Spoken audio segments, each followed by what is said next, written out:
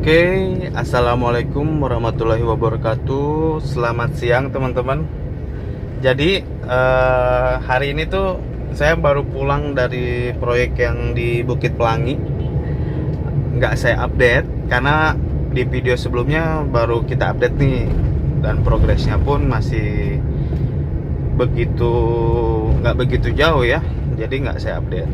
Sekarang sambil perjalanan pulang, saya akan sedikit bercerita nih, berbagi pengalaman, siapa tahu bermanfaat buat teman-teman dan semoga tidak terjadi pada teman-teman kalau udah nonton video ini. Jadi, saya mau bercerita nih pengalaman teman-teman saya yang kemarin beli rumah dan tertipu. Dia beli rumah nggak cerita sama saya, jadi saya nggak bisa ngasih tahu gitu kan. Bukan maksud hati mau menggurui, cuman sedikit tidaknya saya bisa ngasih ngasih tips-tips lah kalau mau beli rumah tuh biar nggak ketipu seperti apa sih. Nah, ada dua teman saya yang ketipu. Yang satu dia ketipu oleh marketing. Dia udah booking fee, dia udah kasih DP, udah dijadwalin nih tanggalnya transaksi di notaris tanggal segini gitu kan. Pas begitu datang pada waktunya itu, banyak konsumen-konsumen yang mau akad pada hari itu. Senang lah teman saya kan, mau akad nih, wah mau punya rumah katanya kan. Cuman pas begitu ini dimulai sesi akadnya, bayangin dong, nama teman saya tuh nggak ada. Bingung dia kan, dia masih berharap oh ini mungkin ada kesalahan teknis gitu kan, udah masih enjoy aja.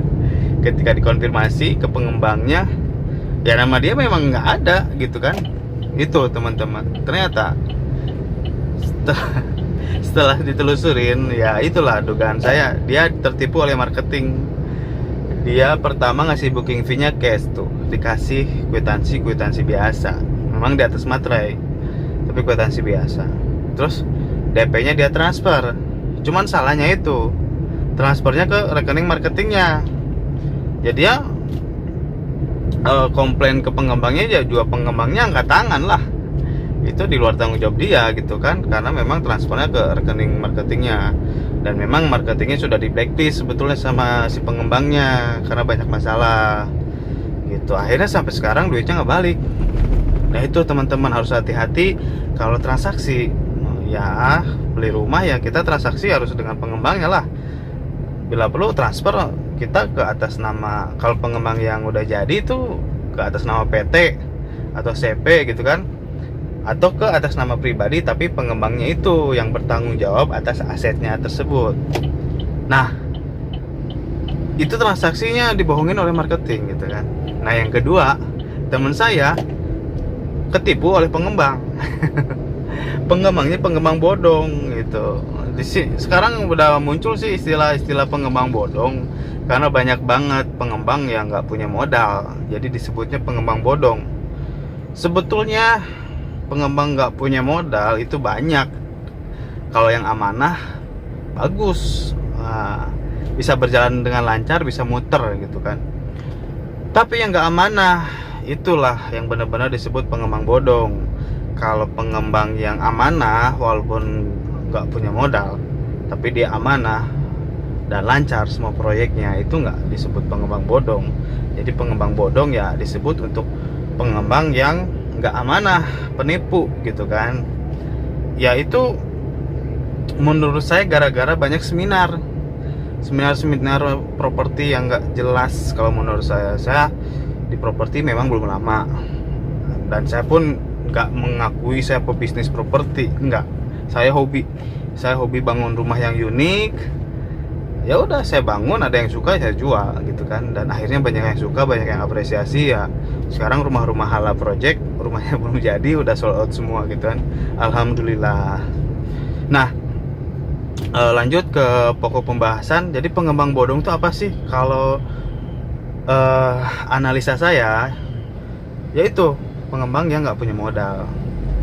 Kalau pengembang yang nggak punya modal, berarti modalnya dari siapa? Ya dari konsumen kan. Pertanyaannya gini, aset yang dia jual milik siapa? Karena dia kan nggak punya modal gitu teman-teman. Jadi teman saya yang beli ini, dia udah kasih DP nih, rumahnya inden. DP-nya 50%. Dia udah kasih DP. Cuman udah setahun rumahnya nggak dibangun-bangun, nggak ada kejelasan gitu kan. Yaitu saya tanya, beli tanahnya di mana? Di daerah ini. Oke, luasnya berapa? 1000 meter. Ada berapa coupling rencana? 14 rumah ya. Oke, udah kasih DP berapa? 50%. Terus gimana setelah didesak? Nah, ya katanya berbelit-belit lah. Nah, berbelit-belit pokoknya minta dibalikin duit pun nggak bisa. Kalau apalagi konsumennya yang nolak, konsumennya yang batalin, pasti DP dibalikin, pasti ada yang kena cas lah ya istilahnya. Nah, saya bilang, kamu beli rumah di sana dengan sistem inden, tahu nggak tanahnya itu udah di-split apa belum? Nah, teman saya nggak paham, split gimana maksudnya? Ya iyalah, kamu beli tanah di sana itu luasnya berapa meter? Nah, katanya luas tanahnya 70, tipe rumahnya 36. Nah iya, tanahnya kan 1000 meter. Terus sertifikatnya kamu tanya, itu sertifikatnya masih induk atau udah di-split? Nah, dari situ aja teman saya nggak paham kan, nggak ngerti. Nah, maksudnya saya, kalau dia kemarin cerita ke saya kan mungkin bisa saya arahkan gitu kan. Saya nggak melulu menawarin properti yang lagi saya bangun, karena kan rumah cocok-cocokan kan, belum tentu lokasi yang saya bangun cocok dengan teman saya.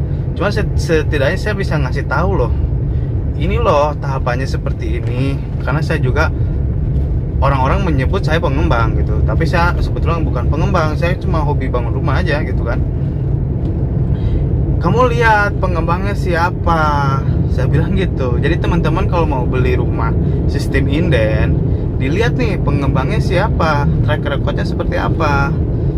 Ini PT bukan? Oh bukan PT. Oh CV bukan? Oh bukan CV. Oh ini pribadi. Oh dia nggak, kalau banyak orang yang nggak mau punya CV menghindari pajak. Oh ini pribadi, kata pengembangnya si A gitu kan. Kamu lihat track record dia sebelum dia buka lahan di sini, dia buka lahan di mana, berhasil nggak gitu kan. Bila perlu telusuri dulu track recordnya. Udah ditelusuri, oh iya ini proyek dia dulu di situ tuh bagus, sold out semua, rumahnya bagus, lancar gitu kan. Nah, bisa dipercaya kalau gitu kan.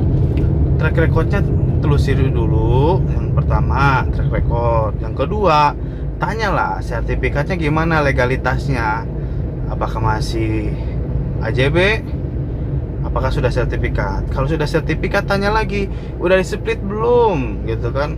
Nah, kalau udah di-split, bagus, kamu bayar DP 50%, langsung minta aja PPJB. Kalau nggak dibalik namain langsung ke atas nama teman-teman, kan butuh biaya lagi tuh. Kalau balik nama sertifikat, udah PPJB aja.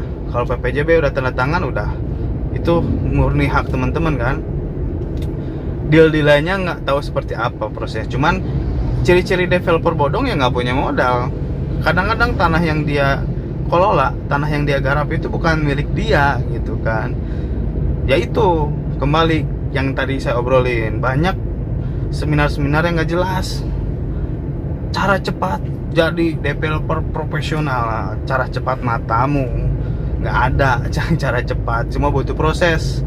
Jadi gini lah, misalnya saya nih senang di bidang properti, saya senang sama sosok ini nih, dia bisnis propertinya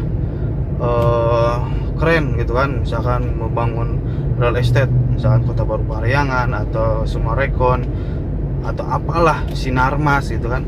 Siapa sih orang itu? Terus lihat beliau bisa sesukses ini butuh berapa puluh tahun, butuh perjuangan berapa puluh tahun gitu kan. Nggak ada cara cepat. Proses pembelajaran itu butuh waktu, nggak ada cara cepat. Nah yang ada dari seminar-seminar yang menurut saya pribadi, mohon maaf ya, itu nggak jelas gitu. Nggak jelasnya apa? Karena mereka kadang-kadang jadi developer itu nggak butuh modal banyak, yang penting melangkah dan keberanian.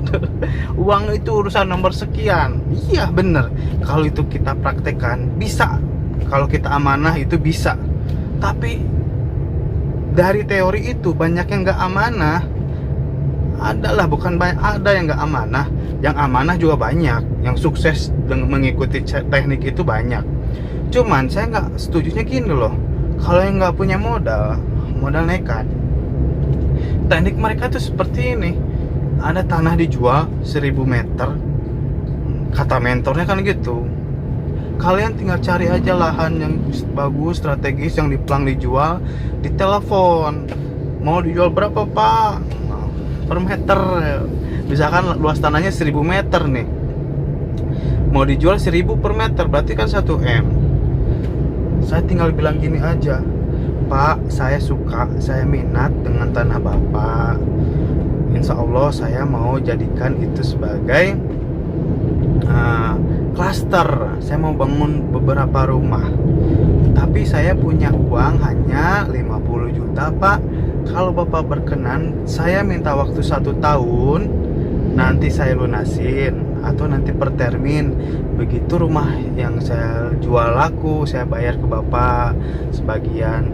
Nanti rumah saya laku lagi, jual lagi ke lunasin lagi ke Bapak. Nah, Bapak kan mau jual 1 juta per meter. Ya udah gini Pak, karena per termin saya minta waktu 1 tahun, saya bayar tanah itu 1.500.000 per meter Pak. Gimana Pak, setuju apa tidak? Nanti perjanjian di atas materai, transaksi di notaris. Banyak ya kayak gitu. Ya kalau yang amanah sukses banyak, tapi yang nggak amanah, nggak tahu cara ngelolanya karena gara-gara ikut seminar yang nggak jelas itu, seminar-seminar yang terlalu ngasih angin sorga, cara cepat, jadi developer profesional. Jadi apa ya, tetap percaya ke proses itu butuh waktu. Untuk sukses itu butuh waktu, nggak ada cara singkat. Karena apa? Keberuntungan itu rumusnya, ketika kesempatan bertemu dengan kemampuan, itu pasti ada keberuntungan. Gitu teman-teman.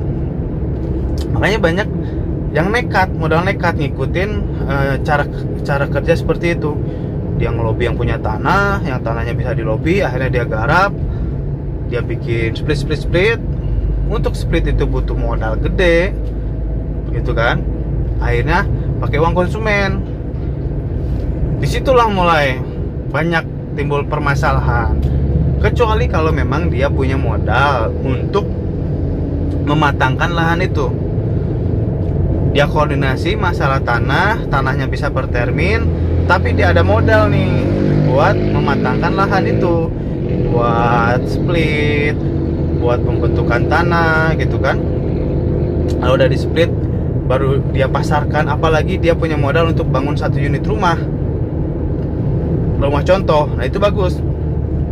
Jadi kalau teman-teman ketemu pengembang yang ini apa, tanahnya sertifikat loh, legalitasnya udah aman, tapi masih induk, kita split nanti kalau sudah terjual semua. Udah, mending hindari. Carilah pengembang yang punya modal untuk menghindari resiko teman-teman sendiri ya. Jadi intinya, ciri-ciri pengembang yang nggak punya modal itu tanahnya tanah orang lain, bangunnya pakai uang konsumen. Untuk split tanah pun dia ngandelin uang konsumen dengan dalil nanti setelah kablingnya terjual semua baru akan displit. Sampai kapan? Jual rumah kan nggak seperti membalikan telapak tangan, ya kan? Jadi itu aja, mohon maaf kalau omongannya sedikit ngelantur. Jadi semoga bermanfaat. Terima kasih telah menonton. Assalamualaikum warahmatullahi wabarakatuh.